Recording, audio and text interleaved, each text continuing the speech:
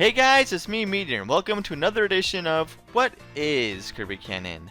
This time, we're talking about Kracko. Kracko is easily one of the most iconic bosses of the Kirby series. In fact, his first appearance was even in the original Dreamland, and he's been making appearances ever since. Despite all of his appearances, we never really knew much about Kracko other than the fact he's a cloud with an eye and shoots electricity. But it wasn't until very recently where we started to learn a lot more about this guy. For example, no matter how many times you defeat Kracko, Kracko will never die. But there's a very good reason for this. Perhaps even a couple of reasons. When you fight Kracko DX in Kirby Deluxe, you look at the pause screen description and it says, Kirby has defeated Kracko countless times, but as long as the clouds still hang in the sky, Kracko will never give up the fight. So as long as there are clouds, there will always be Kracko. This can also explain why we fight regular Kracko in the Mirror World rather than a mirror counterpart. After all, the Mirror World takes place high above the skies of Dreamland,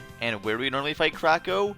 In the skies. Who's to say there's only one Kracko to begin with? I mean, Epic Yarn tells us about at least one other Kracko known as Space Kracko, which apparently could give weather in space. More evidence points to multiple Krackos in the description for Lil Krackos, or Co-Krackos in Kirby's Dream Land 2, for Kirby's Epic Yarn. It refers to them as Krackos in training, so it could very well be possible that these small little Krackos could eventually grow up to be big Krackos themselves. These little Krackos are not to be confused with Kracko Jr, because Kracko Jr is just Kracko before he goes into his main form, usually in a defenseless state. Even if there are multiple Krackos, one thing's for sure, the original Kracko is still alive.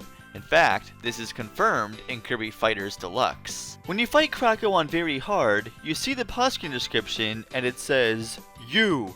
Did you think I'd forget? The time you smashed into me with your high jump, the time I was betrayed by helpers, or when I was replaced by that mechanical cloud.